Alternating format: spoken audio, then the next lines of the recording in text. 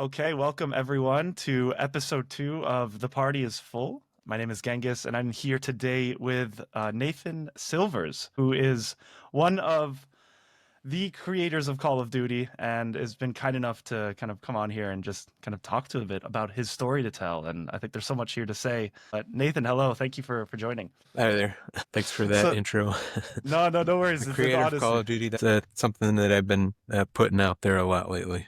yeah, and But I got to remind people that I'm one of 27. I didn't do the whole thing. So don't get the wrong idea. no, I knew that, but I didn't want you to kind of say that. So, what is it? What was the team at Call of Duty like? What is this one of 27? Like, who else was there that created this iconic Well, that franchise? includes everybody. That's like all of the guys, like, office manager, IT guy, you know, everybody, artists, modelers, programmers, all those guys. We had about, I don't know, 5 or 6 level designers, and then a grip ton of programmers, and some a few artists. We didn't have a whole lot of artists back then. I think there was like 3 or 4 guys, and one of the artists was doing like the VFX and the art. Yeah. And so all of our roles kind of evolved and changed over time. So they might have either become effects artists or artists, and uh, but same with the level design roles. Yeah, but Did it feel like a startup kind of going into the game? Like, did anyone really expect for this game to be as kind of iconic and successful as it became? Like at the start, like I think what was the build so. up? I think so with Call of Duty, yeah, because we kind of knew. uh, uh, we'd done the Medal of Honor stuff before, and we got uh, kind of the feel for things at that time, and so we kind of knew, yeah, we knew it was going to be a big thing. So, kind of walk me through for the audience that don't know the timeline of getting to Call of Duty. So, you mentioned Medal of Honor. Is that kind of where was that the inspiration to the Call of Duty kind of series? Is that kind of where everything started and the ideas came together and then you moved into Yes, Call of Duty? yeah. It was. I mean, it's Steven Spielberg started this whole thing with Medal of Honor and his game studio, and he wanted to do bigger, better, and so we came in with our Quake mod skills, and I decided to put this thing on PC with, computer graphics at the time were like leaps ahead of where the consoles were. So we were going to go ahead and do that, but we had to learn how to do all these things. It So, was talking with Benson about this the other day, and he kind of agreed. We didn't know what we were doing, so, we kind of had to figure it out. so how is it that Steven Spielberg gets involved in gaming? I mean, like Jurassic Park, Jaws, and now like Medal of Honor. Like, how did that jump kind of get started He's always doing? been a big fan of it, and I guess it was a really cool part of that thing is getting a videogram from him. Uh, he had got a build or a view of what we were doing, probably, I think, with the D-Day mission that we put out at E3, and was really impressed and wanted to congratulate us. And uh, it was a videogram, like package up a CD or DVD. Maybe we had DVDs at that time, but Uh-huh. mailed it to us, and so we all gathered around the TV to watch his presentation to us. Guys, good job on that game. It looks amazing, and it's a super cool part of my story is seeing like the man himself complimenting us. But yeah, that's kind of where it started. He had already had a few. I don't remember if it was a few Medal of Honor games. I think it was on PlayStation 2. So it would have been like a couple of games before that we kind of looked at and were trying to make improvements on. Oh wow! Yeah, I did not know that. So, Medal of Honor is a series of created by American film director and producer Steven Spielberg. So, Yeah, I yeah, had no yeah. idea that His started from his him. studio as DreamWorks. Uh, And so, how did you? What was your journey into getting into Medal of Honor? Like, how did you kind of just get started into the whole thing? Like we talked about, kind of getting into games is scrappy, and we can explore that a bit later. But like, what was your origin story to Medal of Honor to then Call of Duty? How did that all work out? I had just been dipping my toes in the game development stuff with I was working on an Unreal port for the PlayStation with a guy in the UK, and uh it got canceled after about maybe 6 months of working on that. So I just kind of went to the thing that I loved, which was Quake 3 mapping. I hadn't developed that love for Quake 3 mapping. I liked playing Quake 3, and so I got into building maps for that. And uh, once I got the wheels on, I did a very small level that I wanted to put AAA quality on it. So I made some little models in the 3D Studio Max, I think, at the time, and nobody was doing that. So it was special for me to put in this little space and create a little sample. And so that became my thing that I would send to a company called 2015 out in Tulsa, Oklahoma. And they saw that and were really impressed with the kind of, I guess, I guess how I thought about things was different. Everybody else was building these like building blocks with, is all you had is these convex brushes in Quake to Hmm. build the worlds. And so everything kind of looked blocky.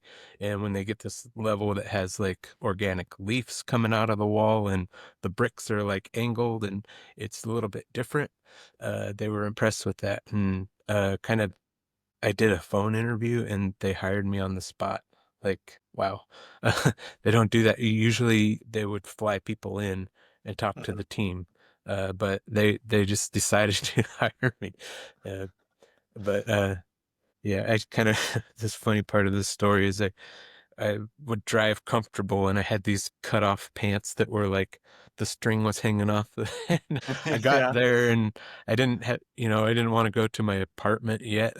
I just kind of rolled into Tulsa after driving 2,000 miles. I'm a 20-year-old kid. Get into the office and like I look down. I don't care, shrug. Let's go in. They've already hired me. So I'm in, who right? cares about Yeah.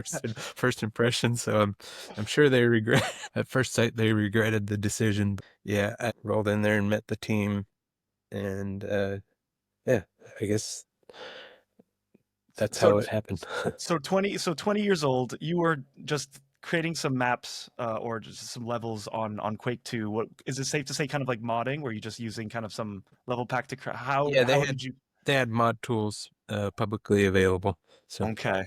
And so you were 20 and that is that did you ever think about being a level designer? Like was that was it did you ever what no, no. it was never a thing because like I've to speak to so many people in the games industry and a lot of people tell me I didn't think I'd end up working games. Even the episode I had prior with Rue, he did he said I would never thought I would work in games. Is that like kind of your same thing and all of a sudden you're Yeah, doing what I was a kind of hobby? put the the job on a pedestal, and it was for people overseas or something that were like super smart and went to a lot of school and all that stuff. And that wasn't really something I thought about for me. I had done, various tinkerings with things. We had like Doom and Duke Nukem 3D back in the day, and I would get in there and, you know, they had these, they would sell manuals on how to build the levels, and they were like this thick.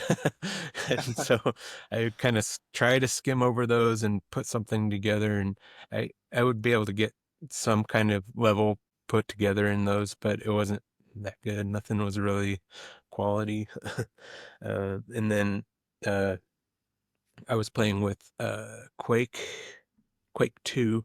I did Quake 1 maps a little bit, not nothing really big, and then Quake 2 came along, and I found these utilities to extract the Quake 1 maps. So I had like all of the Quake 1 maps put into Quake 2, Uh-huh. and I was doing Rocket Arena was a mod where you could put multiple maps inside of a single maps, and they would match the players in those maps within the same server. So you kind of cycle through, and I put all the Quake 1 maps into that mod, and I was working on this and kind of putting the information out there.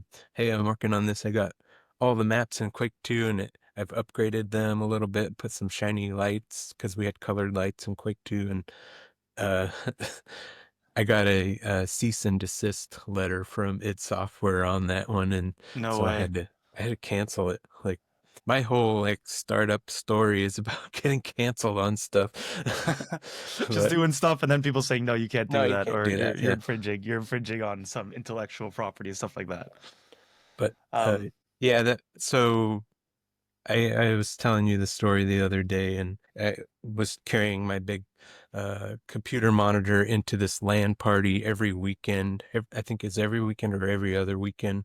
But hard-earned computer hardware. I worked at Burger King, and you're carrying this big, huge CRT. It's huge. It's 19-inch, but it's like 50 pounds every weekend carrying it in there, plop it on the desk and play with a group of anywhere from 8 to 16 people. And that's what we did to do multiplayer. We didn't have the internet back then that, the that LAN could play parties. like that. Yeah, I mean, unless you wanted to play with a 250 ping or the the yeah, stuff, yeah. Just you had to go together. But I came in one day and a friend of mine was like, "Hey, I got this gig," he called it, a gig, doing levels for a guy in the UK, and he showed me the level that he used to apply for this. And when I looked at that, I was like, I can do that stuff. I've done that stuff before. Maybe not in this engine and this stuff, but uh, that's when I decided to kind of learn how to do this game that he was working on and apply myself to that job. So, how would you define the work? Like for someone coming on the outside, I'm not technical. I've only coded, done some HTML, CSS, JavaScript, just enough to get me to understand what the process was, but I've never gone deep into it. When it comes to kind of creating these levels, what were the tools you were using? Like, how could you explain it to someone like me that is a dummy? well, most of the games have proprietary tools for creating levels. It's not something that uh, like you can't use your skills from say Unreal to go work on Call of Duty. They're different. They're different tools to make the game, and they're usually kind of uh, primitive in comparison to like a modeling software like a Maya or a 3ds Max. It's more for like arranging these primitive objects to create the level space. And uh, so those are they don't take a whole lot to learn, but it's usually like you get cubes that you can stretch and pull and place in the map and create these spaces, and then you'll have like entities and property sheets for those entities that interact with the world. So you're staging characters to come out into the map. So that's what a level, the basic high level level design is. Um, and then if you want to develop more into those spaces, you're going to need some art skills or other people to help you with that. Did your skills evolve over time? Like, I imagine first it started just like putting squares and maybe I assume adding textures and making things look real, but what was Oh the yeah, evolution and yeah, yeah. Well, what you with did? the first game was Unreal, and Unreal was kind of simple. Um, it's kind of like exploratory, and uh, they have monsters, but not there's no like uh cinematic events. They might have like a camera that pans out for the intro or something, but it's all controlled inside the editor space, and you're kind of connecting triggers that would have a guy come out and start shooting at you, and it's simple stuff set up that you would do in that. Um, and that's all I did there is just create environments. And when we went to Medal of Honor, we adopted this other engine, Fact 2 engine, which came with scripting. And so that would kind of fell in the designer's lap to do more advanced sequences for the games and have characters come out and say dialogue and uh, stop saying dialogue if you shot them, and all this kind of introducing logic to the game with the script. So that came to us, and we had to kind of figure out how to do that. some of So us was it us took to that, and others didn't, and that's kind of how the jobs sort of split up. so it wasn't just building these worlds because you can build them, but they're static at the end of the day. It's then how do you make them come to life? Like how do you make vehicles move, pedestrians move around? How did that logic evolve? Because I feel like it's gotten so much more as like kind of the game. Like obviously when Call of Duty progressed, these scripts got more and more complicated and layered. But at the start, it was just super simple, right? It was just like move. What how would it interact with the player when you're doing Medal of Honor? Like how would it work? Yeah, you have different departments kind of take care of those elements. You would have like a guy who would do AI. He would be responsible for everything that the AI does. Like if you throw a grenade at him, he's going to go pick up that grenade. That's some fun logic that the AI guy is going to go take care of, and I don't have to worry about that so much as a level designer. Um, and then you would have like another engineer who is working out the physics for the vehicle. Like, uh, as a level designer, I'm not worried about, how the body of the truck rotates when it goes over a bump Mhm. and the wheel bouncing and all that. That's the engineer's job, and he hooks all that up. But he will connect the level designers with some high level scripting controls for that.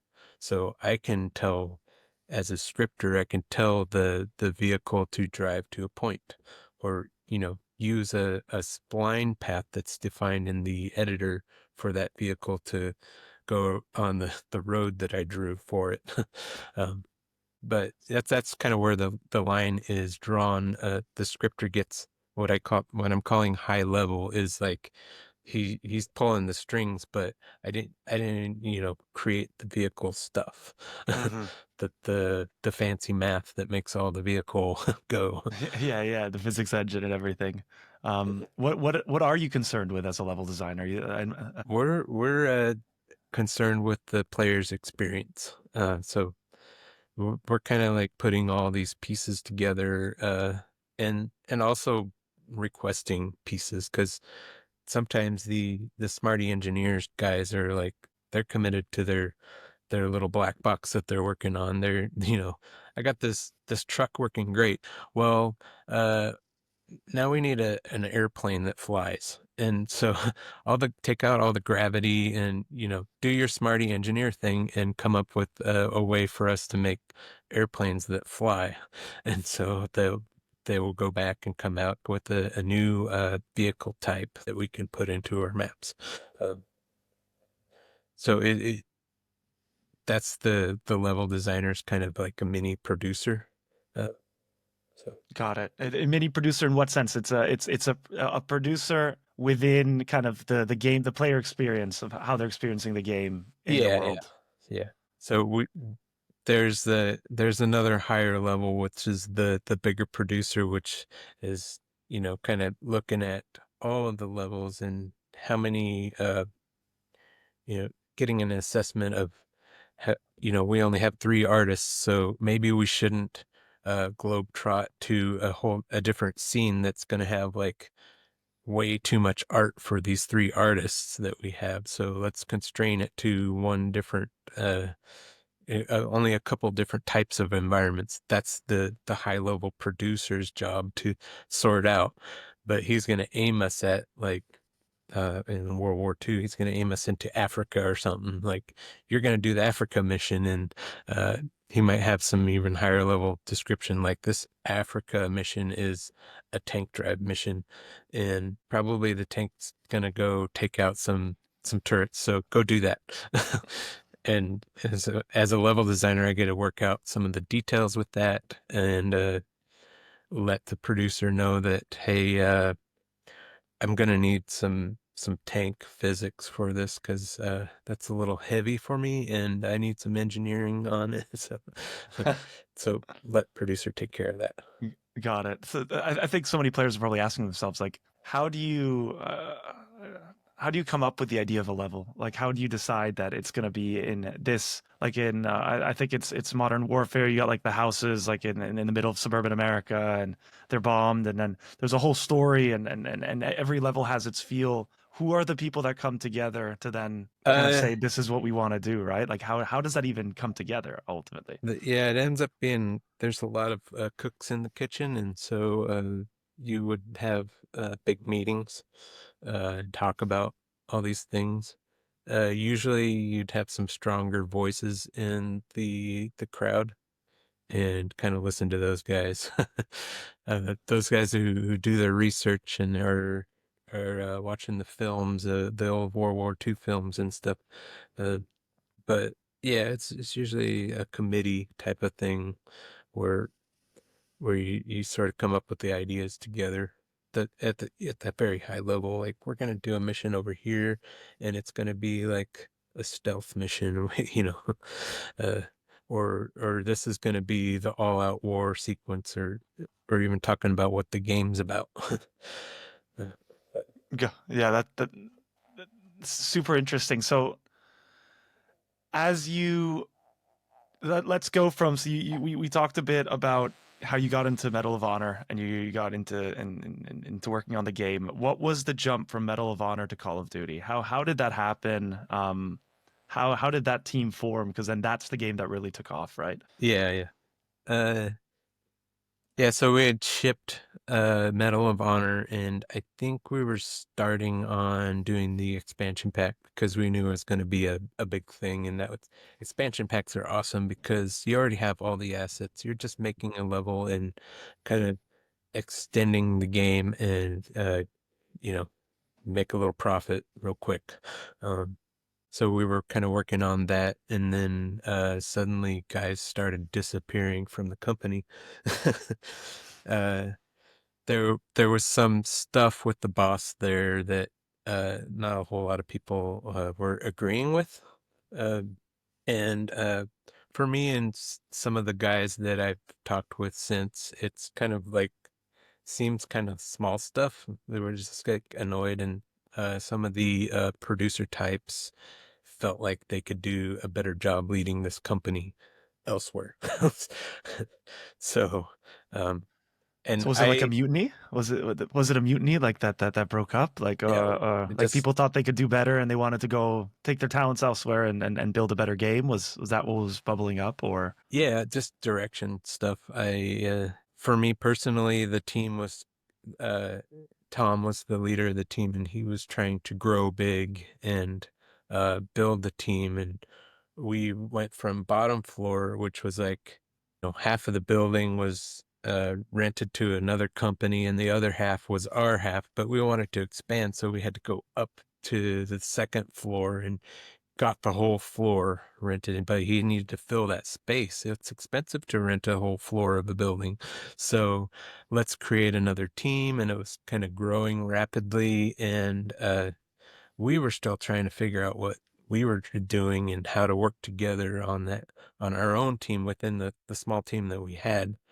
Uh, so it was just hard to go through all that growth rapidly, and but that's my only complaint. And I had a couple little things with the boss, but it was like uh for me it was he would come to the desk and say, "Do you need anything?" And give me this I'd say, yeah, my mouse is starting to crap out. And he went for me that day and went and bought a mouse for me. And it was awesome. Like, cool, got me a mouse. But that come like 3 weeks later, there would be some kind of, I don't remember what the scuffle was at the office, but it was like, and I was kind of ticked off and making a scowl or something. And the boss is like, picks up my mouse and she's like pointing at it like, remember what I did? Yeah, you bought me a $30 mouse. Okay. Thank you so much.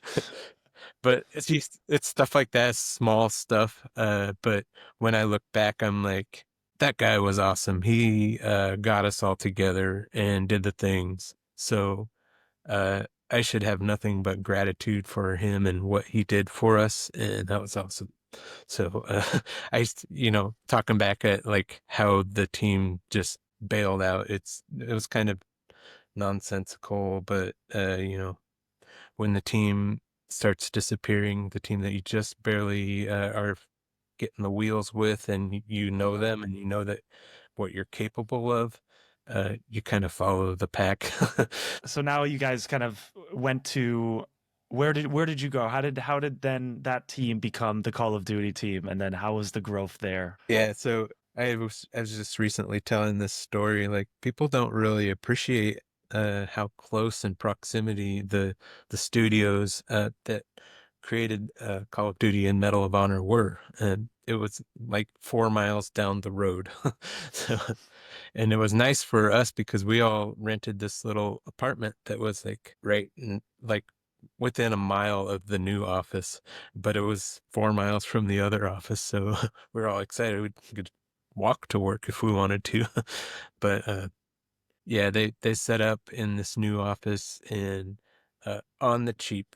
2015 had just moved into this nice second floor. They had a full cafeteria. It was like a modern game studio where you have the cafeteria and you walk in there and there's a snack bar and the cereal thing where you pull down and get cereal in the morning The and dream, all the soda amenities. machine. Like, are Oh, you kidding me? We can get soda, as much soda as we want, and the pool table and ping pong and all that stuff.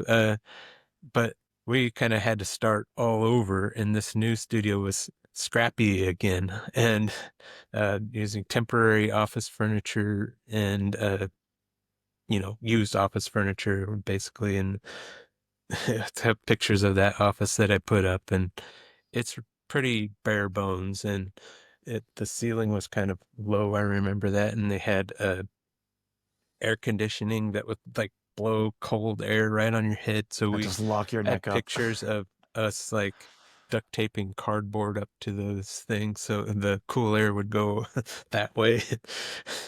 And was this Infinity Ward at the Yes, time? this Like, was okay, Infinity Ward, and that name came quickly. And uh, I don't remember all the details. This is like 20 years ago, and actually, I kind of forgot about this, but Infinity Ward didn't immediately start working on Call of Duty. We kind of stole that gig with Spearhead. So we were working on Medal of Honor Spearhead, which would be the expansion pack that we started at 2015. So we got to keep working on that as the new team. That kind of didn't pan out. As I'm talking to some of my peers, they reminded me of like what the deal was back then because it was so long ago. But EA was wanting to absorb the company. They had been setting up their own studio out in LA, which was EA LA, and again, a very nice studio. Nicer than the one at 2015. They had like marble floors and a lobby, and I remember going, I got to go there because it was part of the contract that we had with them, was that if anything ever fell out, somebody had to go show them how to use the tools and stuff. And I personally got a trip to LA to go to the studio, and I think they're trying to schmooze me a little bit. But their thing was they wanted to bring in employees individually. It wasn't like buy the company, keep the company together, support the company as with their identity. It was become EALA. And so that was their thing, and we didn't want that. We wanted to stay together. We wanted to be our at least Infinity Ward, the company that we had, and we wanted to keep the people together. yeah. So So EA wanted to buy Infinity Ward. I had no idea about that. And then I guess yeah, they were trying to poach you in classic kind of gaming industry fashion. Like they were just trying mhm. to bring you in, show you all the good stuff. Yeah, Yeah, you don't want to start up your own independent studio. Just come over to us. yeah. Please, we'll absorb you. We'll buy you out individually and all this. So and that's how kind of Infinity Ward started. We're like, screw you guys, we're gonna do our own thing, and send Nate over there to spend a couple of days teaching him how to use that level editor. Um, I didn't get schmoozed away. I wasn't about that. Like, I Yeah. know better. it's about the people that you work with, and um, I had my peoples. So I love that. Yeah, just wanting to be part of a team and build something together, right? Instead of just becoming one massive yeah, thing. I'd Um, rather work in a garage with good people than have the cereal dispenser and the soda machine. so how big was because when I asked you when you knew that Call of Duty would be this big thing, it sounded like you guys already knew it was going to be a big thing, right? Yeah, Like yeah. you knew you had like magic in a bottle and you were going to create some great games. Um, did this come from Medal of Honor? Like what lessons did you learn from that that you knew was going to attract the audience that Call of Duty eventually would kind of solidify and become that franchise? Yeah, we learned all the lessons. I tell this story a lot, and it's a complete reset that to go back to Call of Duty, and that was kind of scary, but we knew what we liked about things that we had set up in Medal of Honor. So it was like we could take a lot of shortcuts. Uh, in the process, there's a lot of trial and error, and you have to go through the trenches to get to the destination, and um we kind of were able to sort of like, no, we don't need this, no, we don't need that, we just need these couple of things to make the base, what we had was Quake 3 engine, uh go to be what Medal of Honor was, and then thinking about what the hook was for Medal of or Call of Duty to make it different than Medal of Honor. And so that's all we needed to do, and go from there. It is pretty amazing all the things that we did add to the Quake 3 engine back then. We have some really strong engineering there. So when it comes to the first Call of Duty game, what was it like kind of shipping that game? Like did it have a specific name? Was it just Call of Duty, the first one? It was just Oh, Call of Duty. it Yeah. was just Yeah. Call of Duty. And how was the experience of getting that first one out there? It was cool. We did had an E3 presence with Medal of Honor, and it was like a, forget what it was. It was like a private showing. You would go inside this little theater, and we showed the game there, and it had a huge line with Medal of Honor. And then Call of Duty, the next, it was like 2 years later, went to E3, and we were able to put the game in people's hands. I think they had a level they could play at E3, and we had a private demo, and it just blew up. It got a lot of attention, and it was cool all over again. So um, we knew we had it then. Uh, Was there ever a concern that it was just going to be like Medal of Honor? You're presenting next to it, I guess. Like, yes, yes. was there competition? Was there concerns between the two sides? Like, hey, like, how are we going to both release Yeah, two kind of war games?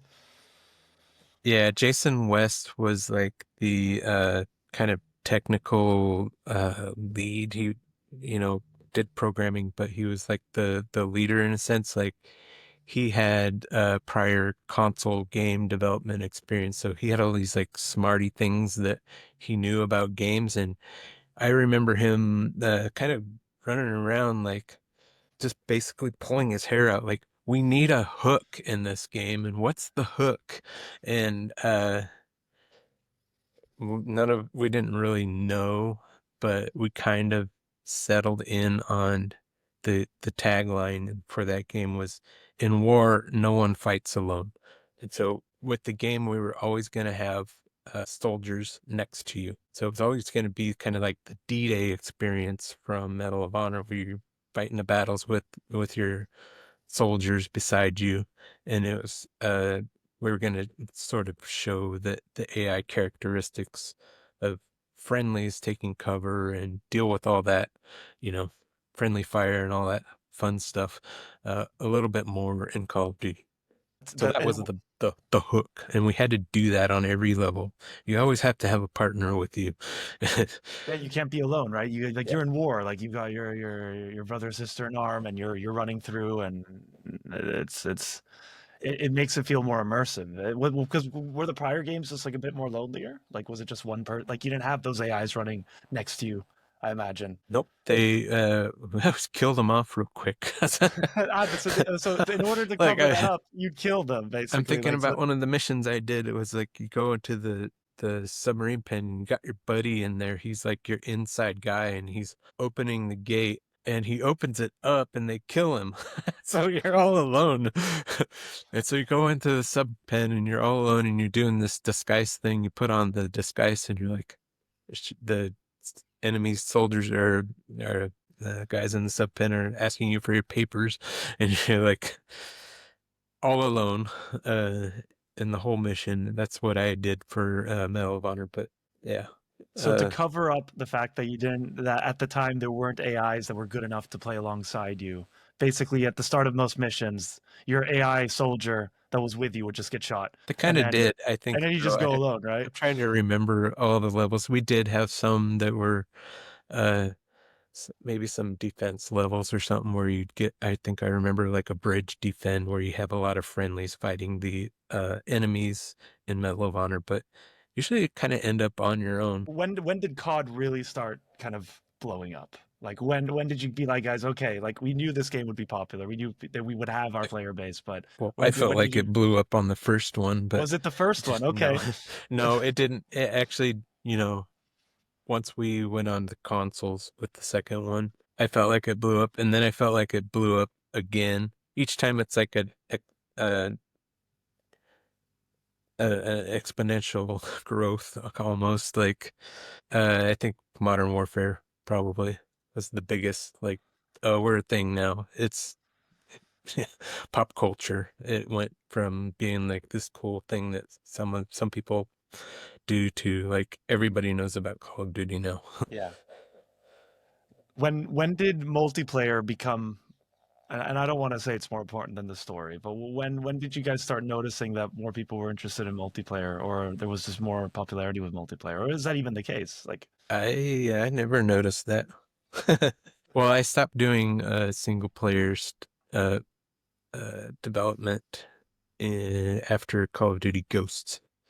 okay, So I think that was my last game, and then I became a tools engineer. But didn't really keep tabs on and how things were going in regards to single player versus multiplayer. hmm Uh, but I really enjoyed playing the single player for Infinite Warfare. That was awesome. But got it. I don't know. I think it was always kind of equal. I think maybe just recently the Modern Warfare 3, the new one, maybe. I haven't really heard much about the single player on that one. Okay, I wanted to go back a little bit, just because I'm really interested in the level design aspect, and maybe it'd be cool if I can pull up kind of one of the walkthroughs of the missions that you built. Because I was watching one of your videos, and you have a great social channel where you kind of show off all the stuff you've done, and you were talking about how there's like a visible, invisible barrier that would stop the game from drawing assets while you were there, which would mean that the FPS would be better, but it would essentially just be this wall that would you could put all the stuff in the world behind it, but for the player's point of view and for the end for the console running it and everything, it would be like, oh, there's nothing there. I don't have to draw anything. Was was when you were designing these levels, was it like you had to deal with all the limitations of the hardware and kind of having to find these little tricks to make the world feel super open and expansive, but at the same time you're also limited? Yeah, I talk about that a lot because it was a big pain point at the time. We were trying Mm, to upgrade Quake 3 to do all these open spaces.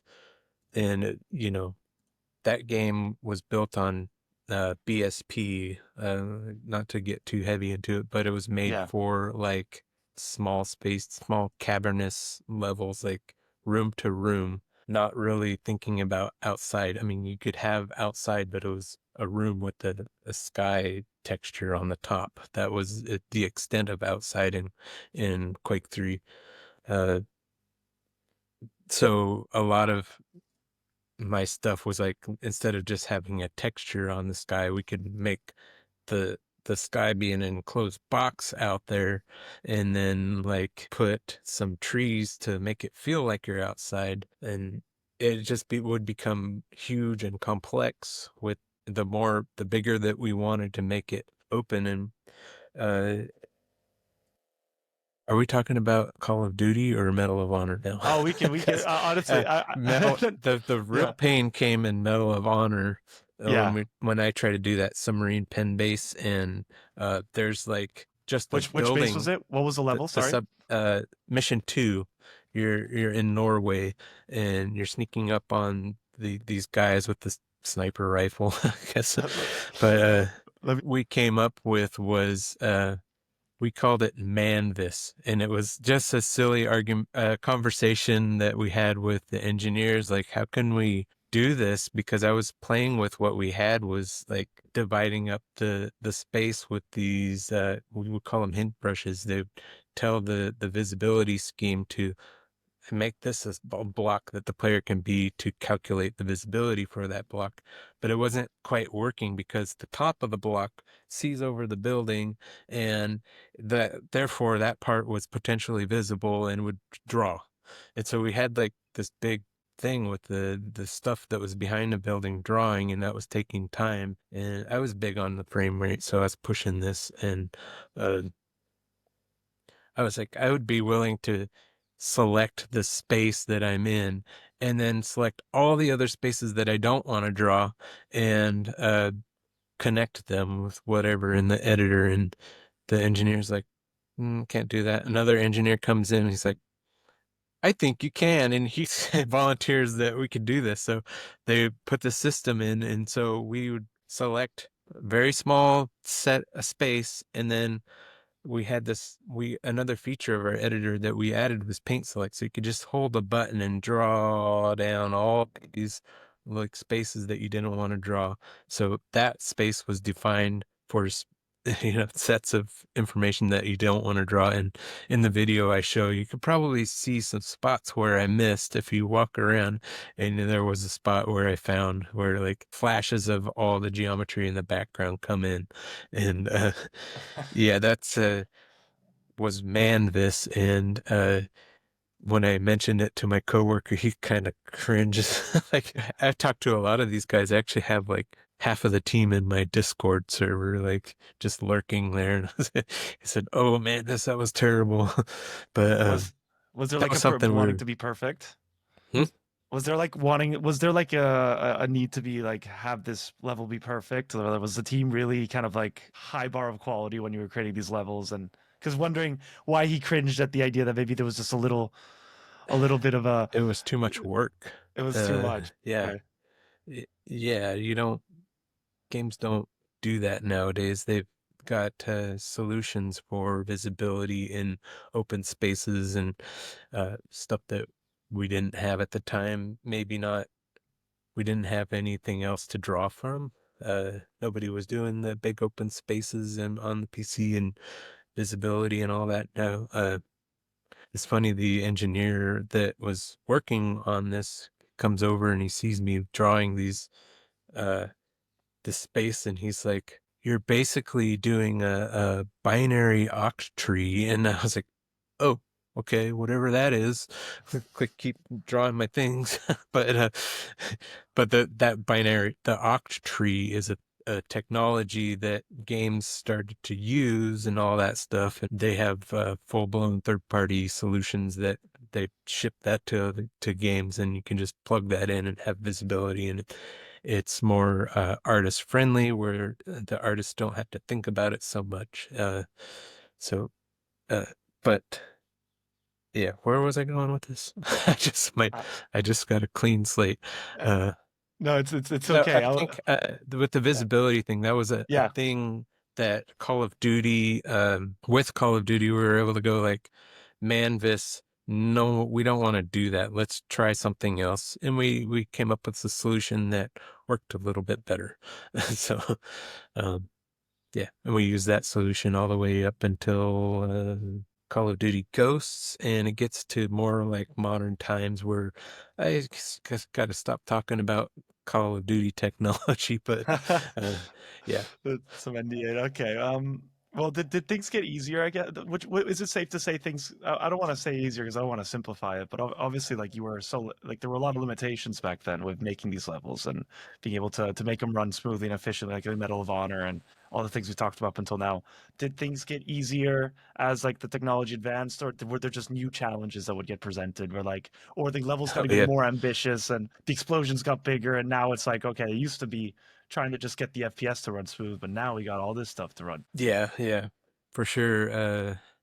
The fidelity goes up, and you're expected to, uh, we're doing these destructed buildings, and back in the day, we could get by with like just taking a couple brushes and angling them. That passes. The player's like, cool. It looks kind of like wonky, juddy polygons, but now you're having to like articulate and put like the studs inside of the wall, and then scar marks up on the things, and the expectations going up, and those take a lot of time. And if you don't develop technology to do it, you're doing it with these old like the block brushes that Yeah. I talk about. And so it does get harder, and a lot of that kind of falls on uh the designer sometimes. And uh I talk a lot about that in my videos, like when I get up to Modern Warfare.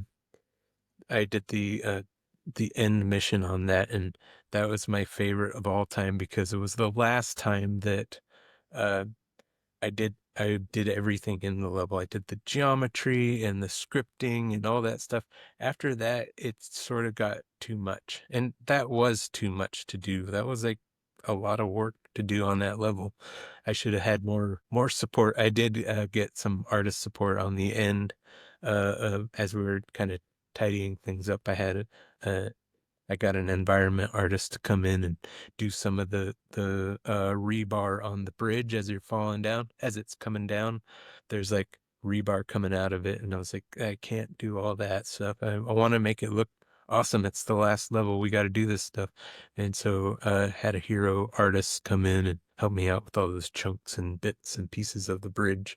So but yeah, after that it was kind of like we gotta separate the roles. And we had guys come out of that as dedicated to the technical side, scripting and setting up the gameplay, and then we had people who were more artist oriented.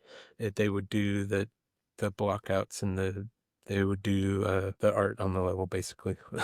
Is it like the startup going from kind of scrappy operation to like becoming much more kind of, I don't want to say institutionalized, but like operationalized almost, like everyone suddenly like, okay, you have to do this part and then you do that. Instead you Oh were yeah, maybe yeah, we doing got everything, you were doing far too much, and then they had to break it apart and simplify it because the games got bigger and bigger and yeah, bigger. yeah, roles changed, and we started putting out, because we only had like the one or two environment artists that would go through and slick up the levels as we finished them.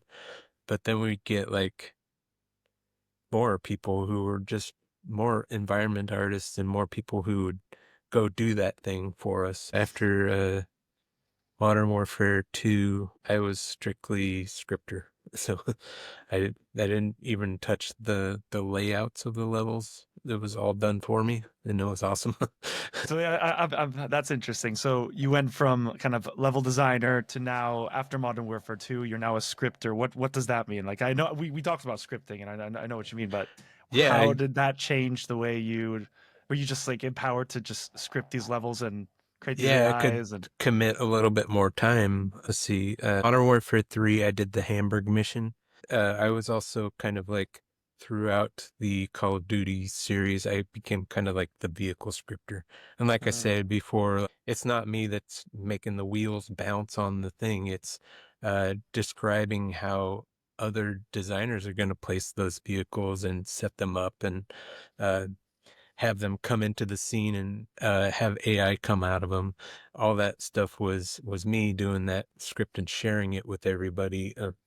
But with Modern Warfare 3, I did the Hamburg mission, and it was a lot of vehicles. You ride in with, and you got the hovercrafts, and you have tanks, you have the Apache up here with the machine gun on it, all that stuff that I'm working on. And tanks, and more tanks, and there's probably a truck that comes in and there, and helicopters that come in and drop enemies, all that stuff. I worked on that stuff. But being a scripter allowed me to kind of like dedicate a little bit more effort to that stuff. Like, and I also talk about this as a failure point. I originally wanted that mission to be like you're in the side of the tank and you can see all that heavy metal. Like there's two tanks in front of you. You're in the back tank. You're on this cool hovercraft. You can see over there, there's another hovercraft and it's all this like heavy metal and you're on there. And I thought it would be really cool to actually go inside the tank and control different parts of the tank.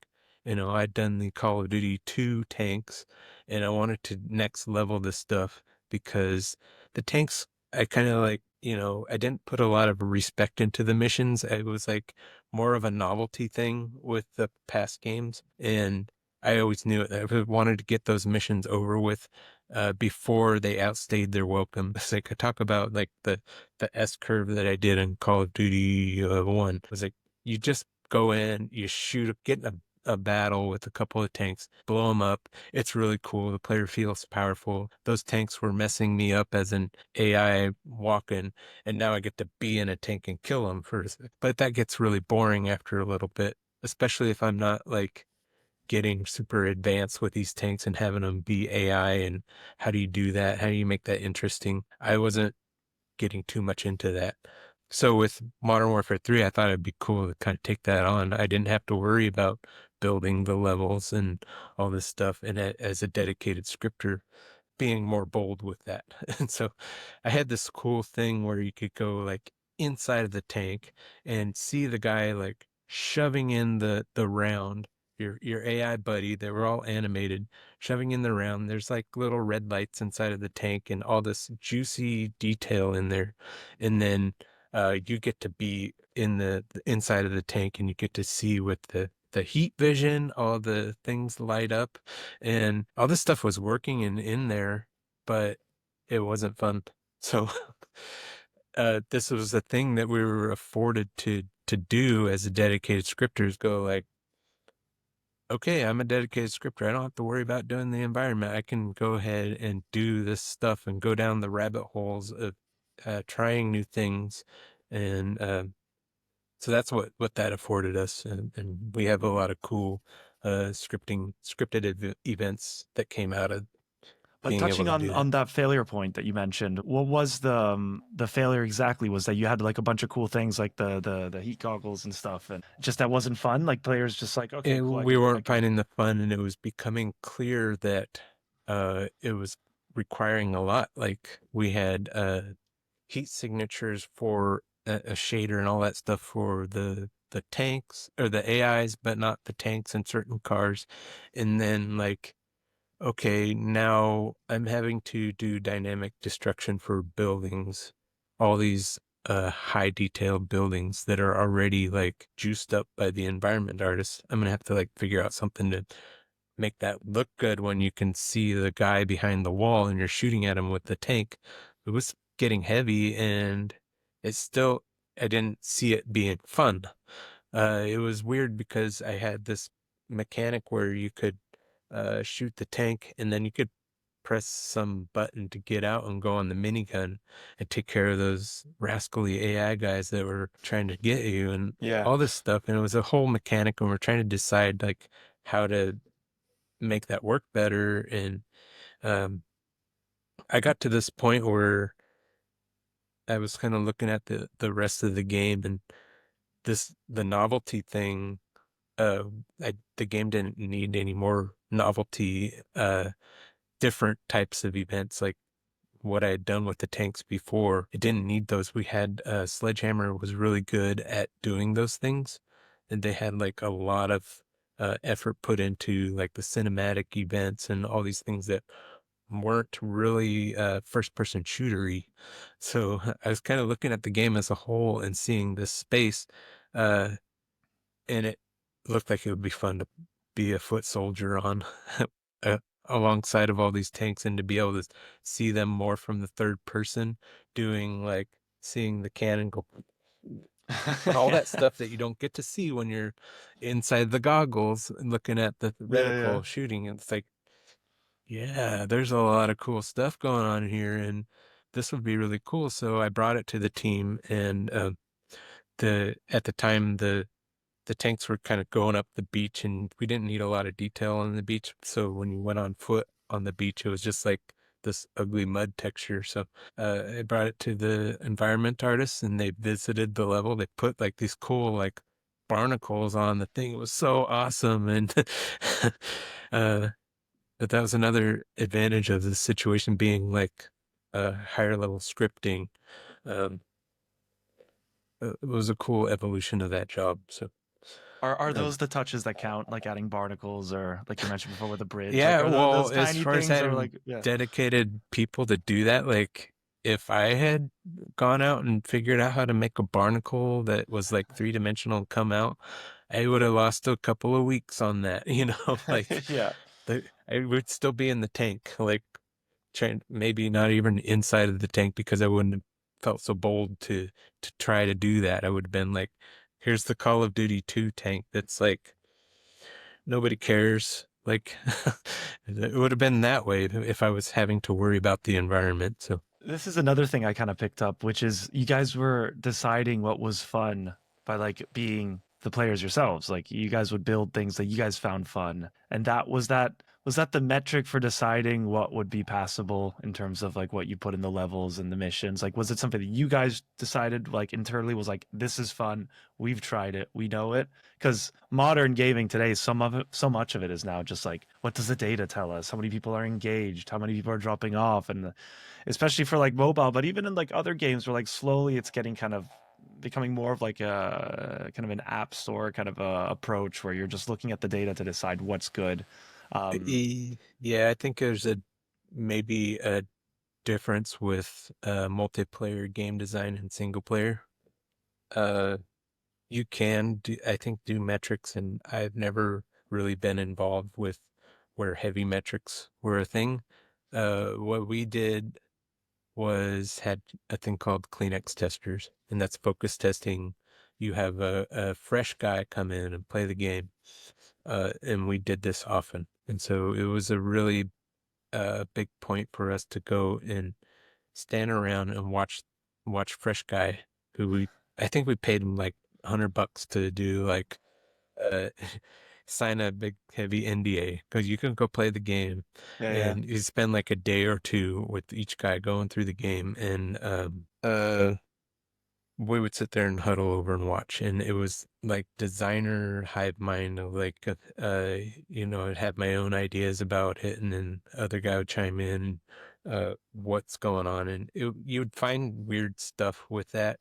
Like you would set up the sequence of like, okay, here's a bedroom, and you have all this stuff going on outside the window, and you have this vision of the player going up and looking out the window and seeing the stuff. Maybe there's a sniper rifle there, and he's going to be the sniper. But what happens is you had like the alarm clock on the bed that's the lights blinking, and the player's like, "Ooh, what time is it?" And all this stuff's going on outside the window, you did not expect that. So Yeah, yeah. sometimes the solution is just to pull the plug on the alarm clock and the player can go to where you need him to go. But it was very revealing of the gameplay stuff that we needed to do to make it happen. So Uh, you guys needed people to like this is basically your version of user testing, which you find fresh person, I guess is the term Yeah, here. and you can't have the designer that knows. I already know that I'm going to go to that window and look out. I'm playing the script in my Of head course. that I expected for the player to go through, but Where it did you even doesn't find work these out that people? way. That was the producer guy. He went to the mall, I guess. Sign big contract, try this new game that you can never talk about until it's out. Yep. Very Yeah. cool. So some lucky people got spoiled on the game or a bad version of the game, I guess. Was But was there ever a moment where you thought, like did you ever have bets with like your fellow like designers and like on how a fresh person would test a level and like you thought they're definitely gonna do this, so they're definitely gonna do that because you're basically no, observing we like always it's just like kind of like stood there and like, oh, okay, here he goes. Here's all this hard work, and we're gonna watch this guy do something completely different.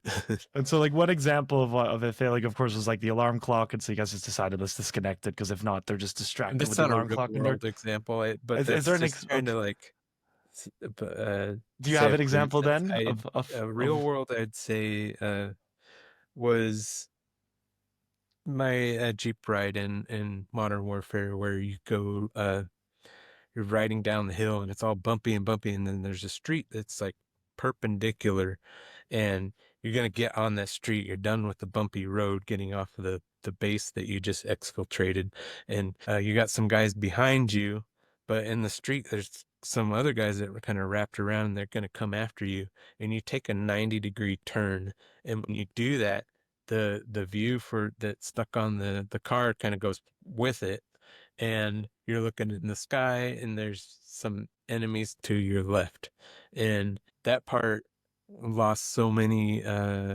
testers. They would just kind of like, whoa, seen it, because I put all these cool mountains and trees and stuff, and they're like, ooh, the pretty trees, and then suddenly the red jelly of death is coming and they're just yeah. dying, and they would die right there.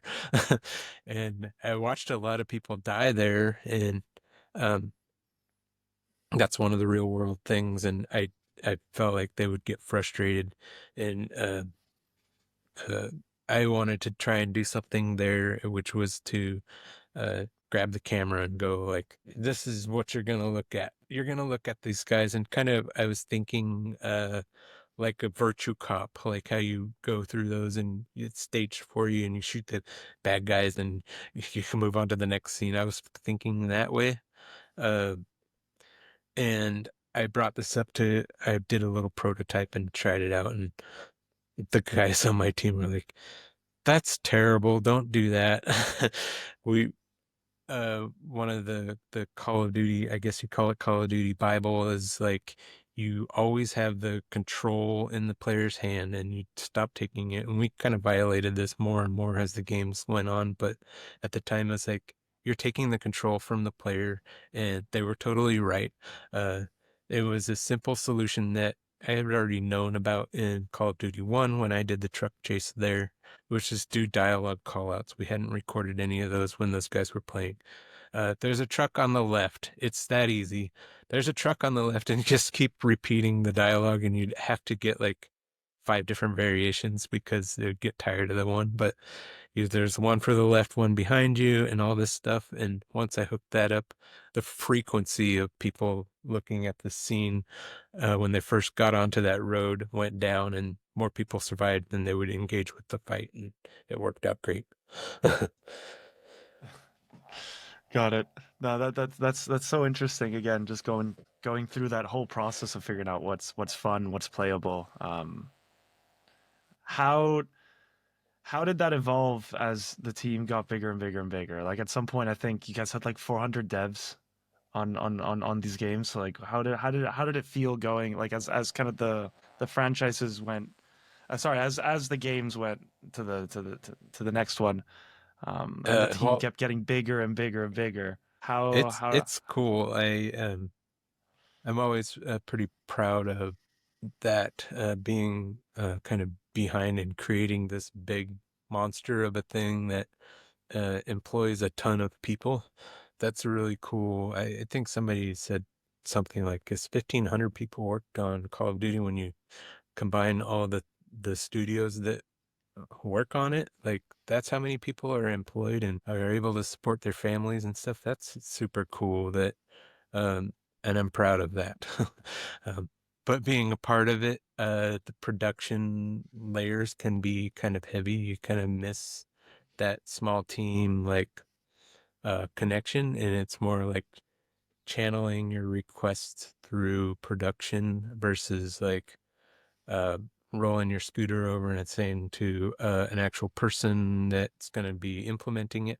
I think it would be cool to have this animation where we uh, do this instead of this, and like are able to like on the fly do these things where now you have to make sure things are on a schedule and gonna hit and all these things. It does get a little heavy with the bigger team. It's kind of necessary to have those layers of production though to keep it keep it organized. yes, so there are a bit of pros and cons. Like when you're a small Yeah. team, you're more reactive. You can kind of decide things on a whim, or maybe you can just they're less kind of there are less hoops you have to jump through to get something to happen. Eh, But then once it's like a really big project and there's like a schedule, you gotta get approvals. You have to talk to other teams. You have to wait yeah, maybe a couple hours or a day to like get an answer, and then you don't even know if that's even gonna get accepted, etc. yeah, yeah. Becomes a little bigger, but you can definitely do bigger, better things with the bigger Yeah. team. It's just you got to have the right people in those places.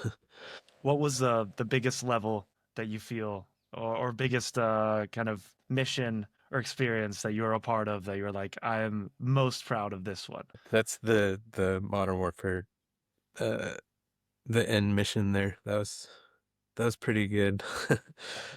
That's my proudest Tell me moment. why. I Yeah, When I did why? the walkthrough, I was like, I'm gonna spend like a half an hour talking about this, and I walk through and talk about like I did all the art. And like, man, I made that building is I was uh blazing trail with that. Nobody else was using USGS data to generate a height map to do the mountain over there, and talk about that. That mountain's from my hometown. It's the one that I can see in my backyard. I put it in the game, and all these trees, like we had tree assets, but to make that many trees, you had to like do like billboard trees, and I took screenshots against a gray background and masked out the back and did like these stamps of trees so that we could put lots of trees, and I did all that. And there's like people have complimented me on my cool lake technology where it had a reflection, but it wasn't really a reflection. It was the mountain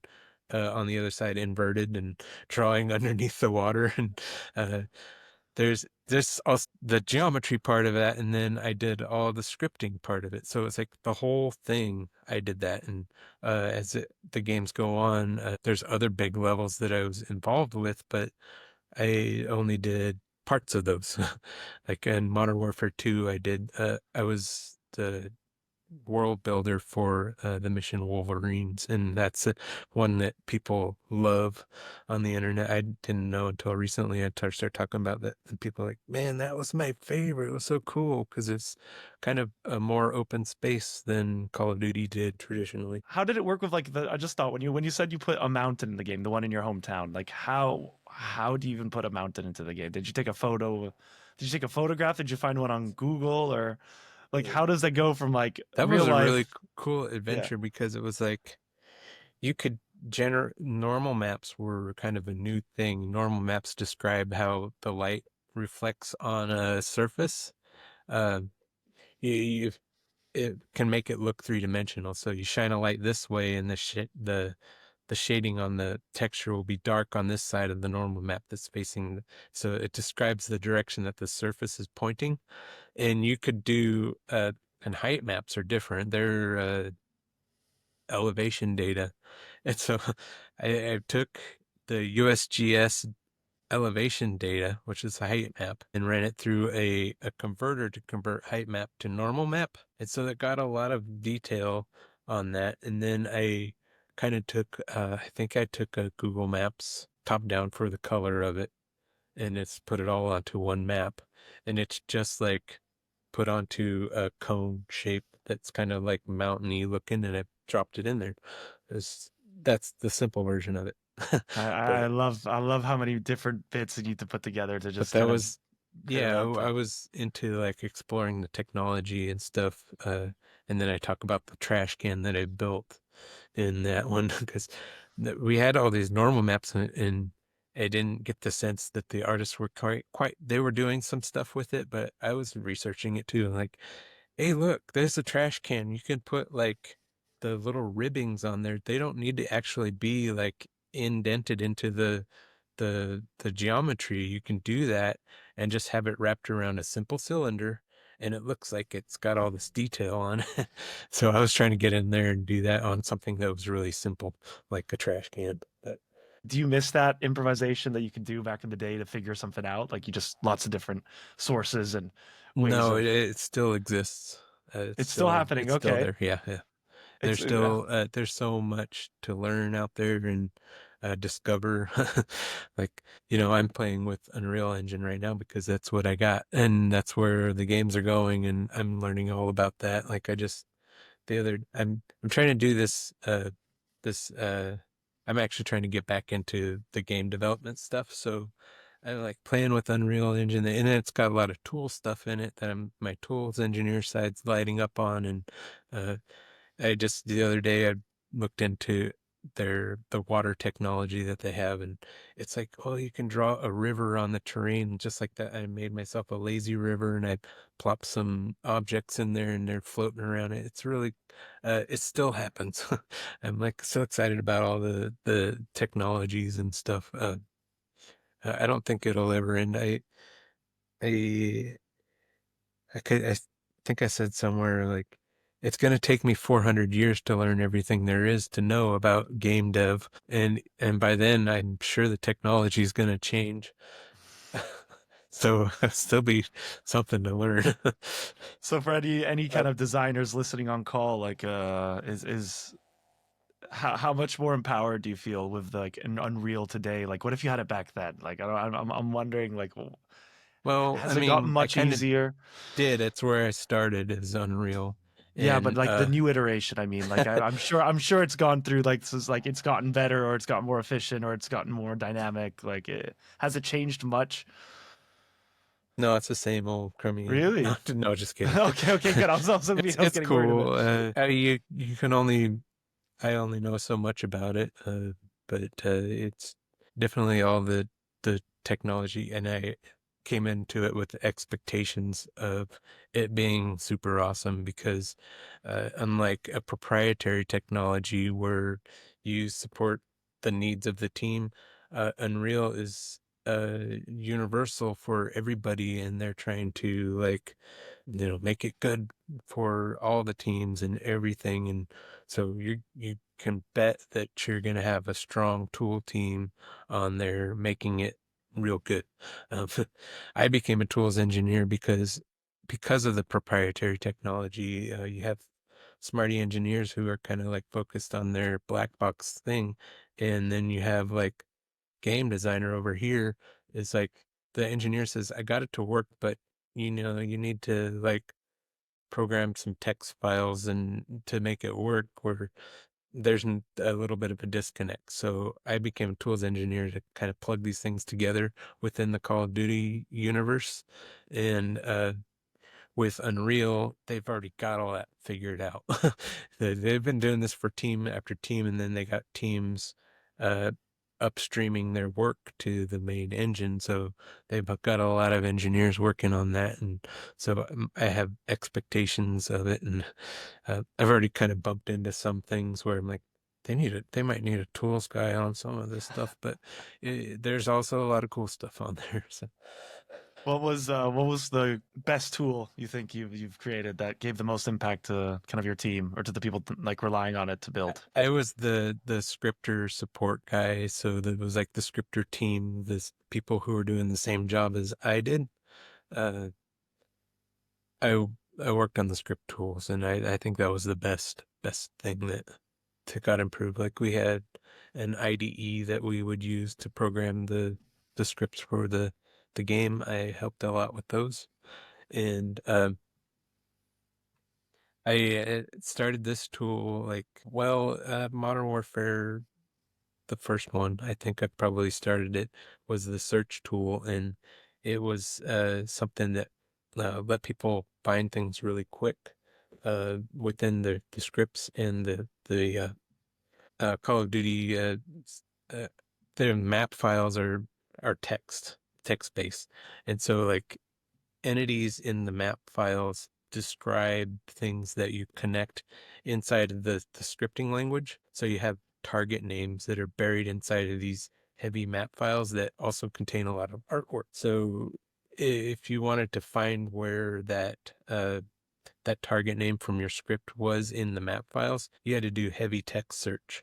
And so I developed this tool that would uh, sort that out for us, sort the dependencies of the maps, and so that you can constrain your search to only your map files, where we have these like folders full of map files. And that thing, I think helps a lot of the scripters get around, as well as new guys to the team to poke around and Excuse me, I'm talking a lot.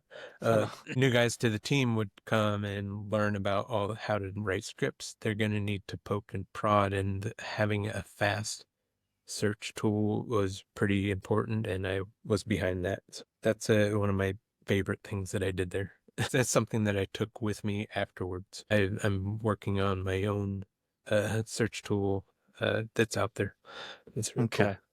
So, as someone who's been in the industry 20 years, at least, just seeing how it kind of how the Call of Duty franchise evolved and just your whole journey, what do you think has kind of changed the most in AAA game development from back then to now? Uh, I think it's just the scale. Like, there's a lot more investment going on with it. You didn't have the same budgets and ability to have so many people working on it. Is there Yeah. a negative that comes with that? No, it's all good, I think. More money, less problems, I guess, in this case. No, no, no. Yeah, more money, more problems for sure. Okay. It's hard to take risks with the bigger teams. Yeah. So you kind of want to stay the same. I one of the Call of Duty games that I was really bummed about was Infinite Warfare. I always wished that that game would be like its own game. If it could be its own, it would be better received as for what it was. Um, but because we had to put so much money into it, right? Yeah. And I'm saying this as a person who's in the trenches working on the game, thinking about how it works with the production and the money people. Uh, you want to put the Call of Duty name on it for sure, because with that name, you sell a lot more copies.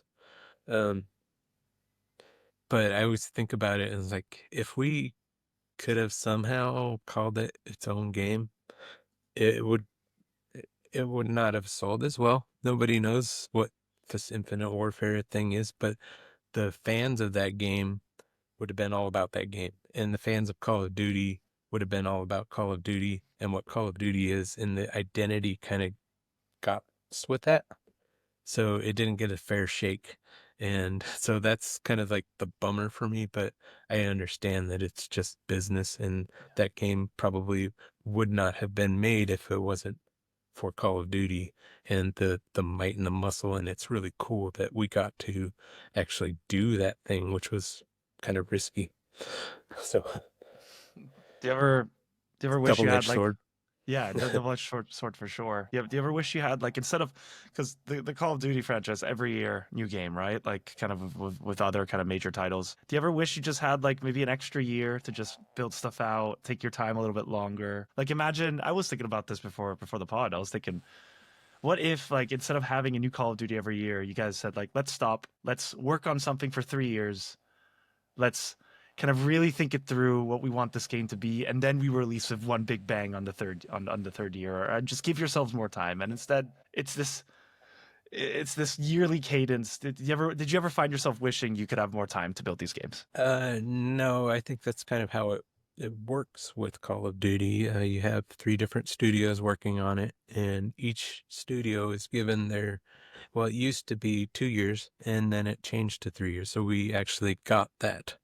Um, but yeah, um, I do think that like it would have been nice to have something else to go to for a little bit.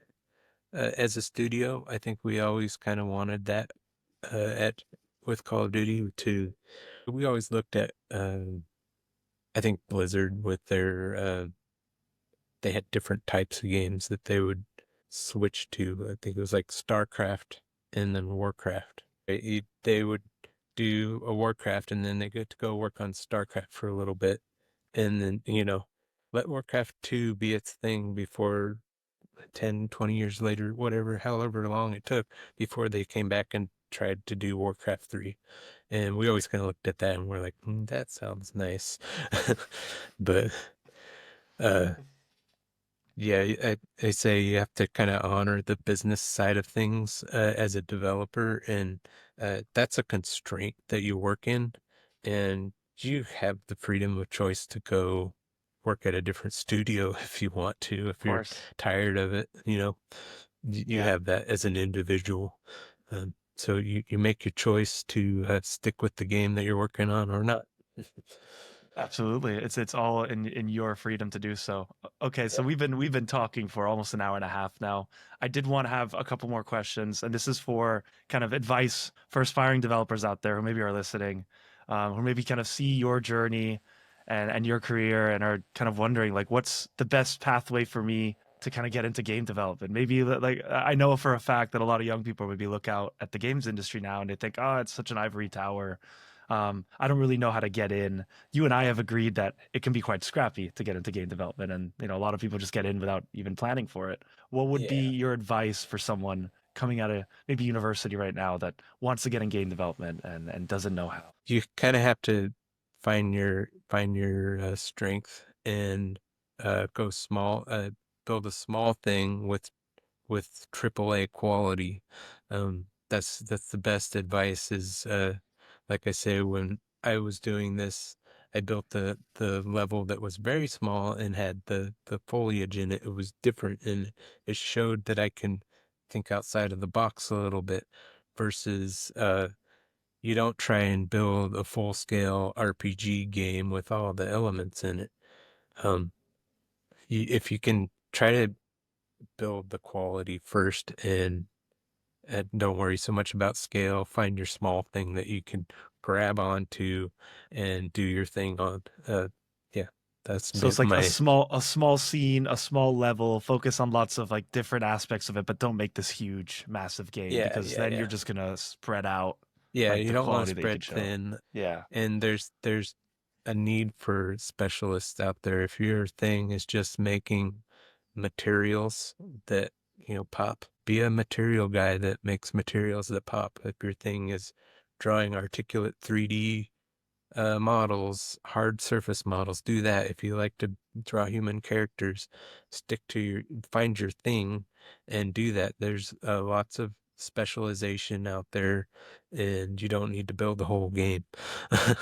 uh, you can, I would say, find a team of people. The schools that are out there right now are a big one that I always point to people to. Uh, we're always finding people from like uh Full Sail, I guess is one that I could use as an example. People who go to those schools, it's not so much the technology and stuff that they teach because all that's going to change. It's the opportunity that you get there to work with other people is going to be huge.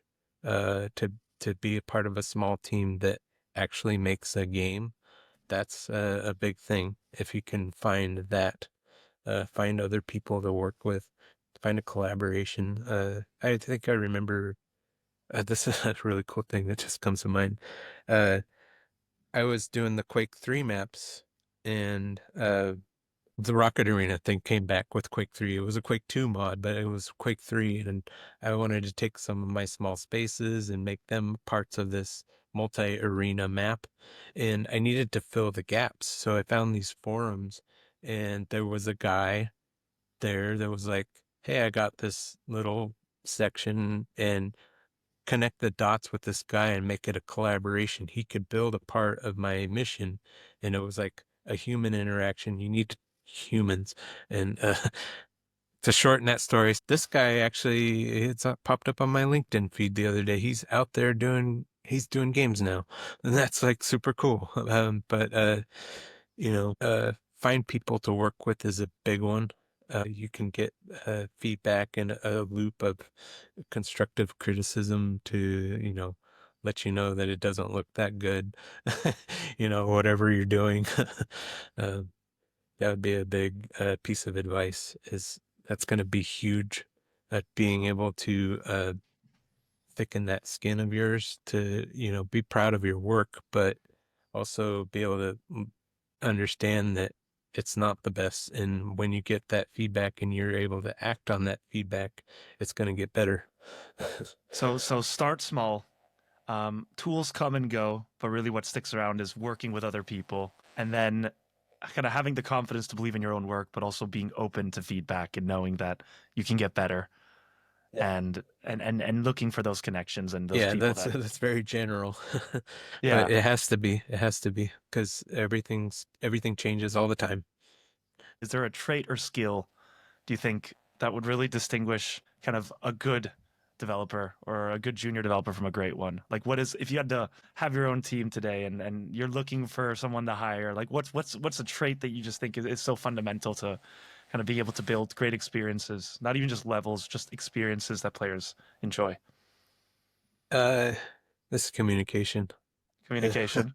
Yeah, that's been a big one for me. I get comfortable like working inside my own box, and I want to do my own little thing. But the real power comes from working with others and being able to articulate and communicate. If you develop that as a skill, some guys out here, they kind of skip past all this trench work and they go straight up to the top and they work they really dangle the strings and work with they have the people skills and they can help make the connections. But that's a big part. And some of the uh, stronger engineers are types that don't write a single bit of code. They just talk to other engineers and prompt engineer. Now you do AI prompting, but you you organize and work with people.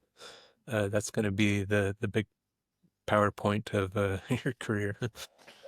Is there any advice you'd give to Nathan, young Nathan, 20 years ago, starting out, maybe first job at Medal of Honor, just got in? What advice would you give to that person? Gosh, You go back. You go just yeah. stop working so hard. Go home, work 8 hours a day and go home. Enjoy. Get a break and breathe a little bit. It's okay. You'll get there. Get there. Um, I think there's some things that, like we talk about the Manvis and all that stuff that I was insane about, and there are parts where I just said, no, I can't do that. Or no, that's somebody else's job. Uh, um, one of the videos I did, like I talked about these stupid lamps that I had in the sub pen, and uh, they were really a modeler's job, but I was using like the curve patches from Quake 3 to draw the lamp coming down and then the lamp and the light in it. And we didn't even have a prefab map technology. So each of those was a unique curve patch, and I could use copy paste to put it across the sub pen. But I would just kind of get stuck on those and be like, I need to make them look better and spend more time on those. And then copy and paste it across it. It was like I made like 5 to 7 iterations on those little lamps, and they took a lot of time. And it was those after hours of work that I would go like, and ultimately, those should, if I was to redo that, those would be like gray box proximities that I would say these are for an artist to do. I need to go work on my script and make the guys asking you for papers more dynamic, you know. Uh, So it's not just kind of part of the message I took from there is not just kind of giving yourself a break and not working so hard, but also kind of focusing on the things that you can do or that you can better at, yeah, like that vertical, rather than like looking yeah, at every single challenge and being like, I have to figure this out. I have to yeah, solve it. yeah. It goes to a lot of the communication stuff that I'm talking about. Like I could have done better at going to the artist desk and saying, "Can you make me this thing? I really need it I need to help, feel please. the sense of it because Yeah. that was actually a really low poly wall, and I just wanted that detail there and the light coming off of it. Uh, but yeah, I could have spoke up a little bit more and not been so heavy on myself to do that task. It's again, it's why I ask because it is a tough question, but it also I think it reveals a lot and people can really learn from it. Nathan, you're one of 27 architects that really built one of the most iconic franchises of all time, and it's been a huge pleasure to be able to pick your brain and just ask you loads of questions. And I know we've been going on for a while, but I wanted to thank you for coming on as my second guest on this podcast, and I'm Yeah, really grateful because I just messaged you on X, and you were so kind to be able to jump on call, and now we're here. So thank you so much for coming on and kind of just being part of this and sharing your story, which is Yeah. really what I wanted to do here today. Likewise, thanks for having me. Yeah. It's been fun. Awesome. Okay. Well, till next time.